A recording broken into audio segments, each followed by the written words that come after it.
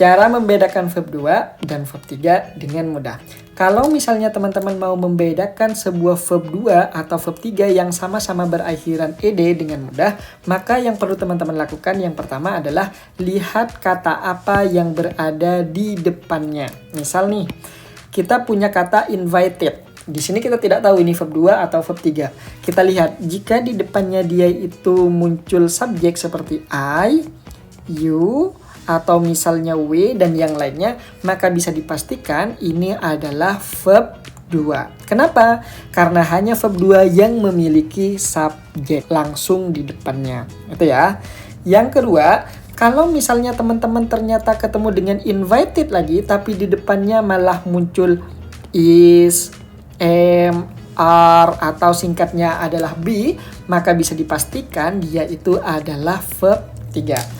Jadi kalau di depannya IUWD itu adalah verb 2. Kalau di depannya isinya be atau to be, is, am, are, was, were, maka dia pasti verb 3. Kayak gitu teman-teman.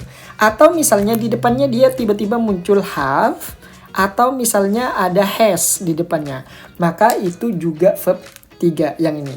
Kenapa dia bisa disimpulkan menjadi verb 3?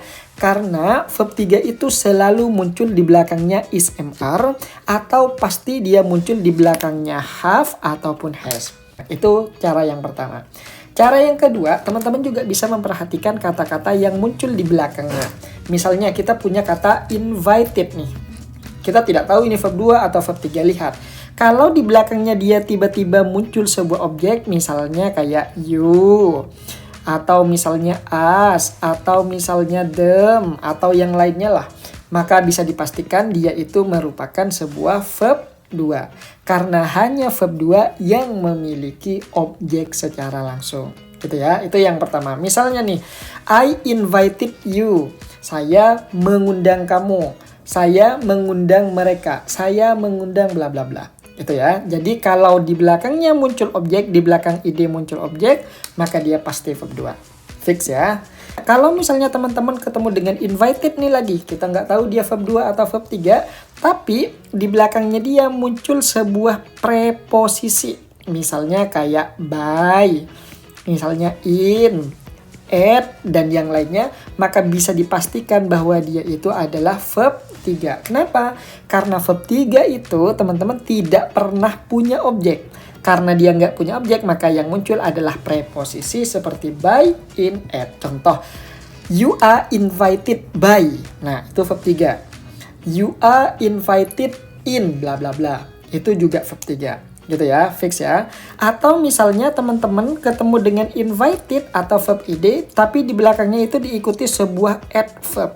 Misalnya yesterday, in the market, in bla bla bla, atau yang manapun, itu juga bisa dipastikan bahwa dia merupakan verb 3. Jadi hati-hati, verb 2 itu biasanya diikuti oleh sebuah objek, sementara verb 3 itu biasanya diikuti preposisi atau diikuti sebuah adverb. Ini cara yang kedua, simple kan? Nah, cara yang ketiga, teman-teman kalau tidak bisa menggunakan di atas, maka teman-teman pilih yang ketiga, yaitu dengan cara makna. Kalau misalnya ada verb ed nih kayak yang di atas, dan dia itu bermakna telah atau telah atau telah ber. Misalnya, saya telah memberi, saya telah apa atau berapa gitu kan. Bermakna telah, maka bisa dipastikan dia itu adalah verb 2. Kayak gitu teman-teman. Namun kalau misalnya dia bermakna baru saja, saya baru saja saya baru saja saya baru saja ber, maka bisa dipastikan dia itu merupakan verb 3. Contoh nih, misalnya saya telah nih, yang pertama nih, saya telah belajar. I studied. Kalau yang baru saja ini biasanya dalam bentuk perfect. I have studied. Contohnya kayak yang di sini nih. I have studied. Saya baru saja belajar. Maka dia pasti verb 3. Atau misalnya dia itu bermakna di ataupun ter, maka dia juga pasti verb 3. Kenapa? Karena ini namanya pasif.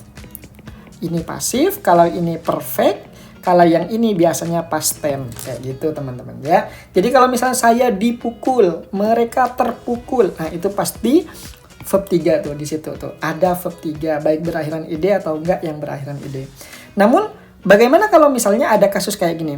The boy invited last night is my brother. Ini verb 3 atau verb 2 nih? Teman-teman analisa. Oh, di depannya ada subjek. Oke, tapi di belakangnya nggak ada by bla bla bla. Kira-kira itu apa ya? Oh, ternyata ini teman-teman ini juga merupakan verb 3. Loh, kok bisa? Nah, ini sebenarnya adalah sebuah kalimat pasif yang mengalami elipsis atau kita sebut dengan reducing. Ini materinya tingkat advance, nanti kita akan bahas ini. Sekarang teman-teman coba short quiz nomor 1, 2, 3, dia verb 2, verb 3, ataukah verb berapa? Tulis di kolom komentar.